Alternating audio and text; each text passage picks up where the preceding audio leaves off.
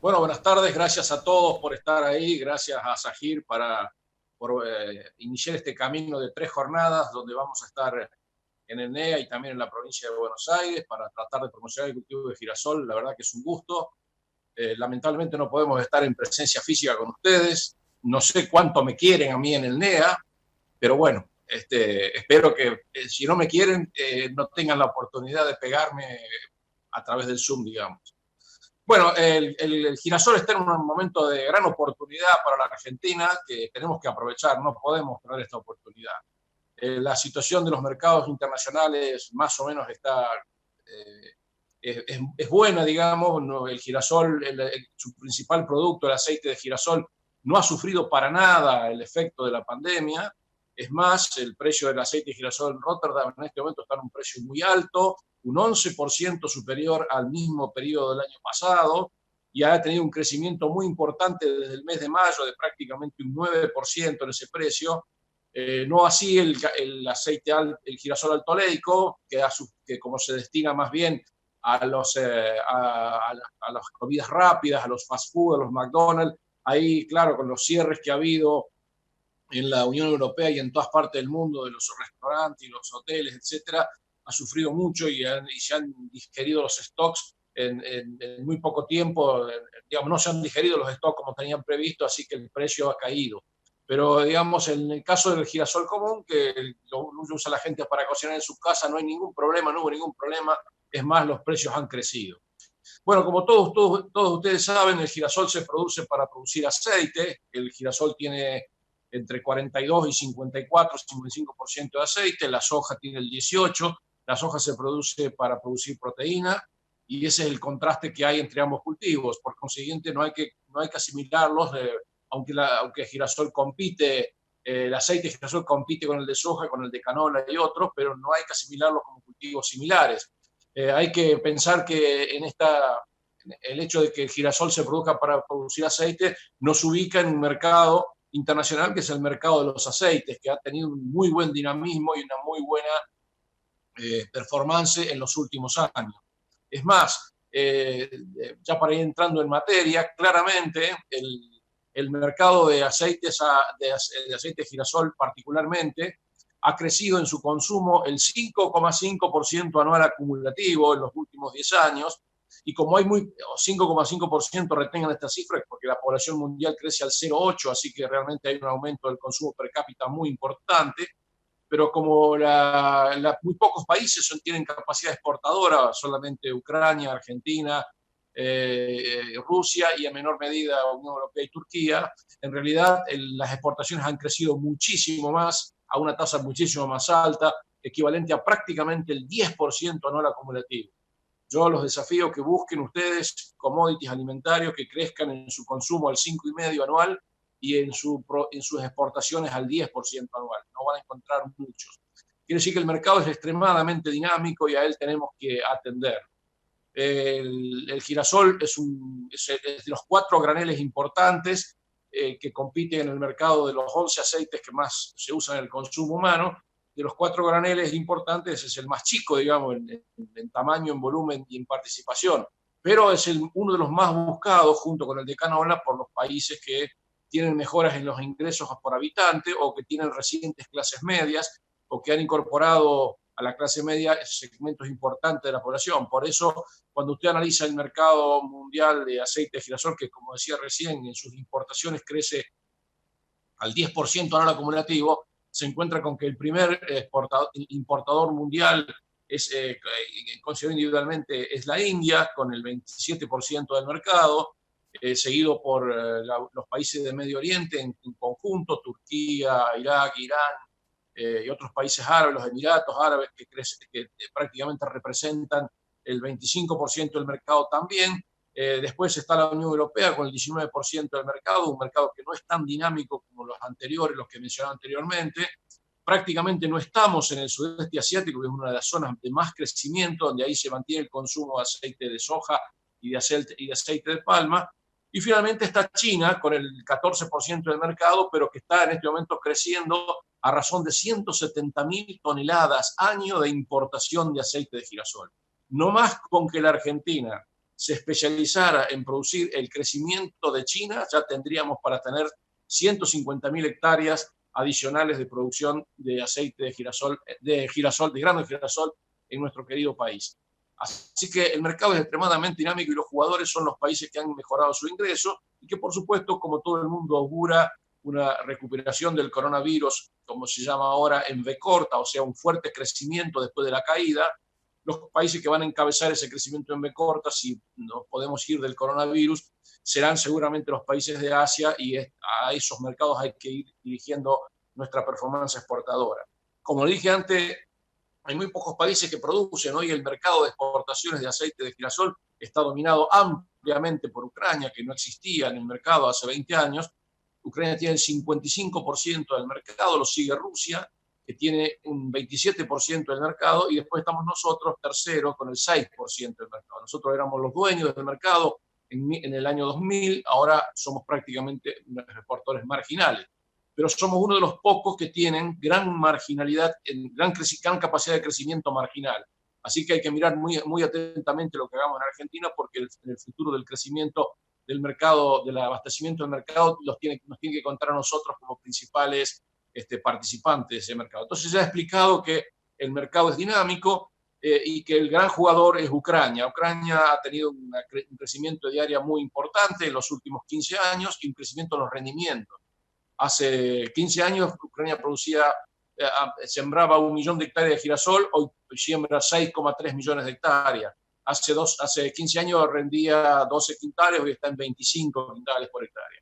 O sea, el crecimiento de Ucrania ha sido impactante. Ahora bien, ese país es el dueño del mercado, es el que abastece a la Unión Europea, los países de ingreso más alto, es el que está cerca de todos los mercados de gran demanda, mucho más cerca que nosotros, y que tiene esa ventaja competitiva de tener, además de todo eso, un subsidio implícito en el diferencial arancelario del 10 puntos porcentuales, de los cuales disfruta la industria de Ucrania. Nosotros tenemos 2 puntos porcentuales de diferencial arancelario, entre el 5 y el 7% que hay para el producto terminado versus la mano de la materia prima. Entonces, la combinación de estos factores, gran crecimiento de área, gran crecimiento de productividad y mucho subsidio a la industria y una ampliación de capacidad instalada muy grande, ha hecho que Ucrania hoy llegue al 55% del abastecimiento del mercado. Pero, todo tiene un pero, tiene un techo. No puede seguir creciendo mucho más. Ya prácticamente ocupa el 30% del área agrícola, el girasol, ha desplazado a la remolacha azucarera, a la ganadería, al cultivo de cebada, y así que prácticamente no puede seguir creciendo demasiado. Y ha aparecido en los últimos 8 o 10 años la fuerte competencia de los transgénicos, que son ilegales, pero que todo el mundo los usa, los transgénicos ilegales de maíz y soja. Soja ya tiene más de 2.200.000 hectáreas de presencia, así que francamente se nota claramente que la competencia de los países, de los transgénicos y el límite al crecimiento del área no se puede aumentar demasiado, esos 22 millones de hectáreas agrícolas, hace que Ucrania prácticamente esté entrando en una especie de techo de producción que no va a poder seguir aumentando. Ahora bien, Rusia no es un país netamente. Ucrania prácticamente no consume muy poco aceite de girasol. Todo lo que produce, en un 90% lo exporta. Rusia es distinto. Rusia es un país que tiene una tecnología más inestable en términos de rendimiento, pero es un gran consumidor de aceite de girasol. Los rusos les encanta consumir ese aceite, así que es un exportador muy importante, tiene el 27% del mercado en este momento, y ahí no sabemos muy bien si va a poder seguir creciendo, si va a mejorar su tecnología, si se va a estabilizar. Lo que se ve es siempre que es un proveedor bastante inestable. Hay años en que es el 15%, hay otros años que es el 37%, hay otros años que es el 27%. O sea, es un proveedor bastante inestable. Y que después quedamos nosotros, único proveedor importante del hemisferio sur, que entra a contraestación en el hemisferio norte, con el 6% del mercado, que podemos ampliarlo notablemente. Cuando uno se pregunta quién puede abastecer el futuro crecimiento de la demanda de aceite girasol en el mundo, si mejoran los ingresos y continúa creciendo la economía después del tropezón del coronavirus, claramente se encuentra que la Argentina es el candidato más importante. Para dar una idea muy simple, si sigue creciendo las importaciones y las exportaciones al 10% anual acumulativo, van a hacer falta todos los años 1.100.000 toneladas de aceite de girasol. Y para producir 1.100.000 toneladas de aceite de girasol hace falta 1.100.000 hectáreas en el mundo, que, como decía recién, no están disponibles en Ucrania todos los años. Estamos hablando de que en los próximos 5 años hay que agregar 5 millones de hectáreas. Bueno, esa disponibilidad de hectáreas no está para Ucrania. No sabemos demasiado para Rusia. Otro gran productor exportador podría ser Turquía y la Unión Europea, pero tampoco tienen posibilidades de crecer mucho el área. Quiere decir que la Argentina, tomando, pongamos, el 20% de ese crecimiento, podría aumentar en 1.000.000 de hectáreas el área girasolera en los próximos 5 años. Y eso sería un salto muy significativo. Nosotros en la campaña 2007-2008 superamos los 4 millones de toneladas de girasol. Después, por supuesto, por la vigencia de las retenciones, nos caímos notablemente. De 2,5 millones de hectáreas que teníamos en el 2007-2008, bajamos a la mitad, casi la mitad, 1.350.000 hectáreas. Después, cuando eliminaron las retenciones, pasamos rápidamente a 1.900.000 hectáreas, o sea, crecimos 550.000 hectáreas en muy pocos años, y en eso el aporte del NEA del norte de la Argentina ha sido decisivo. De esas 550.000 hectáreas, casi 400.000 provinieron de Chaco, Santiago del Estero y Santa Fe. Así que el rol de la región es decisivo y crucial en la recuperación del área girasolera argentina para el futuro. Y ahí es donde comparto lo que decía hace un rato Sebastián, que claramente la Argentina tiene que aumentar claramente su productividad, mejorar sus rendimientos, y aumentar el área y aumentar el contenido de aceite en la semilla. Así podemos jugar fuerte en los mercados internacionales y recuperar aquel momento que perdimos. ¿Qué pasó desde que llegamos al 1.900.000 hectáreas, ahora que estamos bastante por debajo? Bueno, yo recuerdo cuando fuimos en el marzo del 18 a Charata a hacer el remate del primer lote de girasol. Ahí la perspectiva de precio del girasol era de aproximadamente $270, la referencia, la base. Bueno, después, lamentablemente, los productores sembraron con esa perspectiva y lamentablemente después, cuando llegaron a cosechar, estaba en 220, 230. Habían caído fuertemente el precio y mucha gente pensó que era un problema de organización industrial, o sea, de que había muy pocos compradores y que se aprovechaban de la abundancia de producción. En realidad lo que habían pasado son 3 cosas que hay que tener muy en cuenta. Lamentablemente en el año 2018 se bajaron drásticamente los reintegros a las exportaciones del 3% al 0,5%, con lo cual perdimos 2,5 puntos de precio. Además se pusieron retenciones de 3 pesos por dólar, que en ese momento significaban casi el 8% del precio FOB, con lo cual ya perdimos prácticamente, hagamos la cuenta, 10,5% del precio, y además cayó 11% del precio internacional del aceite de girasol.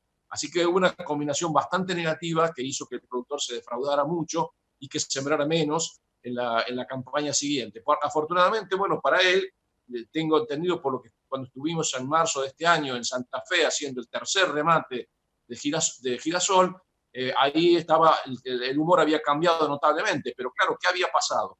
Que en lugar de 720.000 hectáreas en el NEA, en la región, se habían sembrado 535.000, o sea, 180.000 hectáreas menos de girasol, que son más o menos 350.000 toneladas. Por eso hubo menos producción y eso le complicó mucho la situación a la industria instalada en el centro norte del país para conseguir el abastecimiento, y hubo que pagar precios buenos. Por eso estaban bastante contentos los productores de girasol, estaban participando del remate de girasol que hicimos este año en Santa Fe. Ahora el desafío ahora es volver a subir ese área, digamos, y por supuesto aumentar la producción para recuperarnos de esa situación anterior que de hecho, si ustedes miran, el girasol del norte, que básicamente va al consumo interno, el girasol refinado que va a la botellita, a la góndola del supermercado, bueno, si ustedes miran, este año, esa región, el año pasado, tuvo una capacidad exportadora muy grande de aceite crudo al exterior. Y en el primer trimestre de este año prácticamente no hubo exportaciones de aceite argentinas al exterior. Fueron muy pocas las exportaciones de aceite y básicamente las provenientes del NEA menos. ¿Por qué? Porque, bueno, sufrimos la escasez, esa caída de 350.000 toneladas, perdón, que no se produjeron por la caída del área sembrada de girasol en ese momento. Quería hacer un breve comentario. Entonces, el desafío ahí ya sabemos cuál es: recuperar las 700.000 hectáreas de la región lo más pronto posible. El USDA dice que este año la Argentina va a producir 4 millones de toneladas, sobre las 3.400.000 serían 600.000. Harían falta 300.000 hectáreas adicionales en la Argentina. Y bueno, nosotros confiamos que 200.000 o un poco más de esas 300.000 que hacen falta en la Argentina la provea, como siempre, como ha sido siempre una costumbre, vengan de la región del norte y del centro norte del país. Así que, conclusión sobre eso, me paro aquí y después quedo para las preguntas para ese tema. Después, quería explicarles brevemente cómo se forman estos precios del aceite de girasol, porque mucha gente dice que el precio del aceite de girasol en Argentina, y del grano de girasol, mejor dicho, es poco transparente. Bueno, nosotros no tenemos acceso al mercado que es faro en este sentido, que es el mercado de aceites de Rotterdam.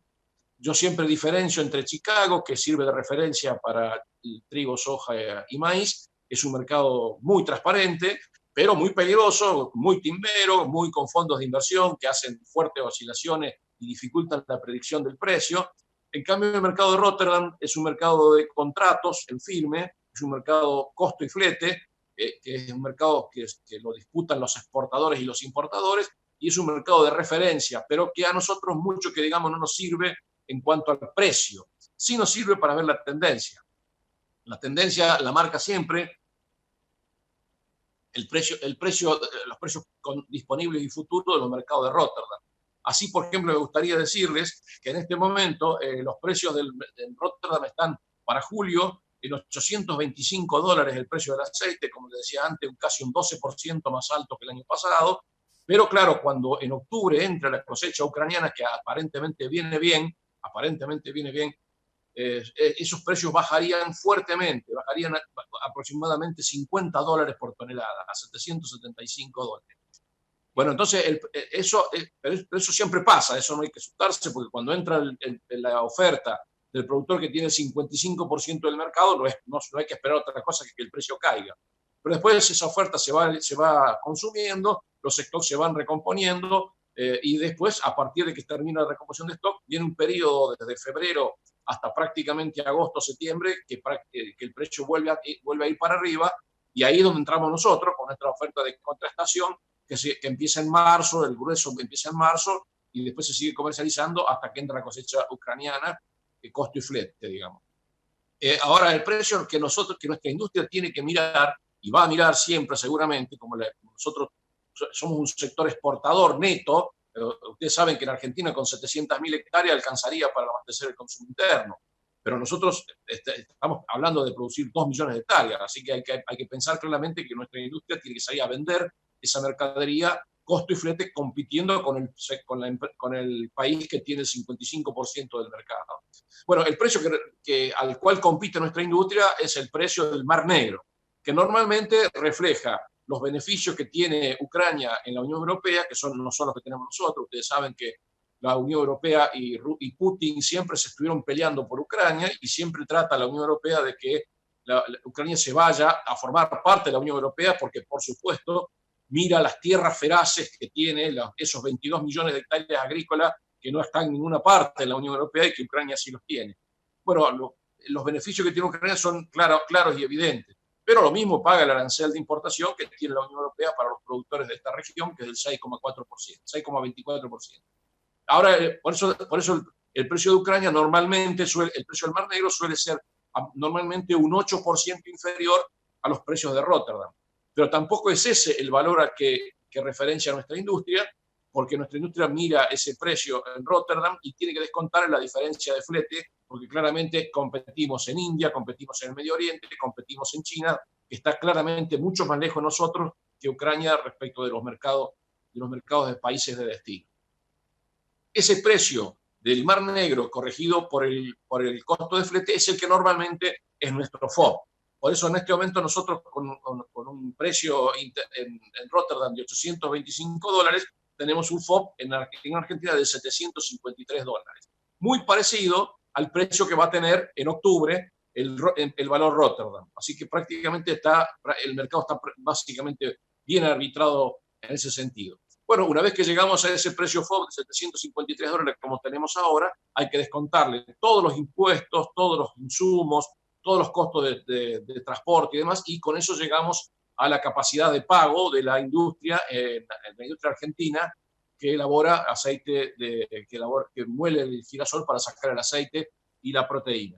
En estos momentos estamos con muy buenas perspectivas, como decía recién, de precios internacionales, que son evidentemente mejores que los del año pasado, y por eso tenemos claramente $245 en Rosario de valor disponible, y tenemos ya precios futuros en Rosario de $235, y algunos dicen que hay precios futuros en la zona de Bahía Blanca, Quequén, de $235, $240 la tonelada. Recuérdese siempre que ese precio no es el precio total, sino que hay que agregarle la bonificación por contenido de aceite, y en el caso del girasol alto oleico, la prima, que a veces se paga adicionalmente al precio, con lo cual hay que pensar siempre en un precio final de $270 contra una soja que está en mayo a $220. Así que piensen que el precio no es, el precio bien medido, bien computado, es un precio bastante atractivo, por lo menos por ahora. Crucemos los dedos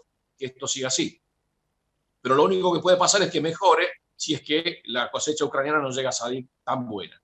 Hecha esta consideración sobre cómo se forma el precio, nosotros pensamos que en este momento hay buenos precios y que hay que aumentar claramente la producción de aceite de girasol y por consiguiente aumentar el área sembrada.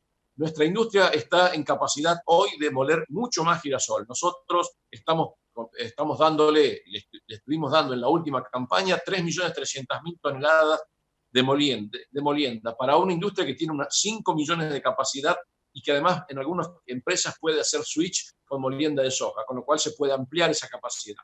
Así que claramente podemos decir en concreto, y para ya ir cerrando y terminando, que nosotros estamos en un mercado extremadamente dinámico, 5,5% de crecimiento internacional del consumo de aceite de girasol. Y en un mercado que, como tiene pocos abastecedores, tiene un crecimiento del 10% interanual en los últimos 10 años en las exportaciones mundiales. Nosotros nos hemos ido de ese mercado, prácticamente nos fuimos solos, nadie nos echó, pero podemos volver a competir en todos los mercados, quizás con la sola excepción de la Unión Europea, que para el alto oleico no tiene ningún problema con los fitosanitarios y con los residuos de insecticidas, pero que para el aceite de girasol común tiene montones de restricciones que prácticamente nos restringen mucho el acceso a este mercado. Entonces el mercado es dinámico, la posibilidad de crecer está, porque podemos recuperar ese área. Nosotros estuvimos con 2,5 millones de hectáreas en el año 2007 y hoy en la última campaña estuvimos con 1.600.000, o sea que prácticamente hay 900.000 potenciales que pueden crecer notablemente. La industria trabaja con un 30-35% de capacidad ociosa, o sea que puede aumentar su capacidad de molienda notablemente sin hacer ninguna clase de inversiones adicionales que haya que después amortizar. O sea que el momento es absolutamente favorable. Y cuando protagonizamos crecimientos importantes, como señalamos recién, desde que bajaron las retenciones hasta la campaña que se sembró en el año 18, ese crecimiento importante siempre vino en un 70% del girasol del norte. El girasol del norte es fundamental para el crecimiento futuro de la Argentina. Yo estimo que nosotros el año pasado tuvimos $935 millones de exportaciones argentinas del complejo, prácticamente el 1,5% de las exportaciones argentinas totales.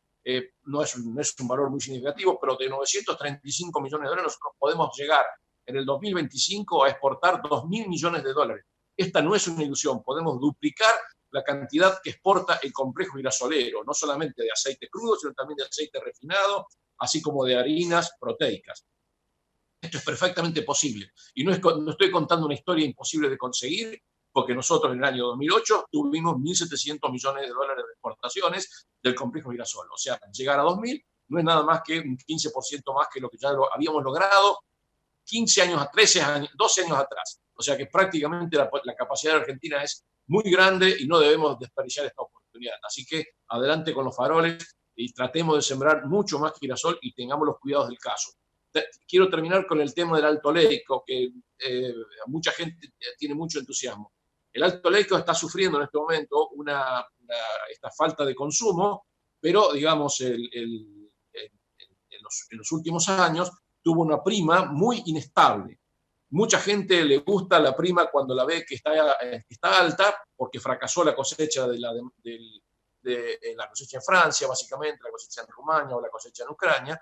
Bueno, y se logran primas de $70, $80 por tonelada, y después se asombra porque ve que la prima baja a $10 por tonelada, porque la aciertan en su cosecha, y como la demanda de Alto Leyco en Europa es muy inelástica, o sea que prácticamente no se modifica año a año, entonces el precio depende mucho de cómo le va a la oferta.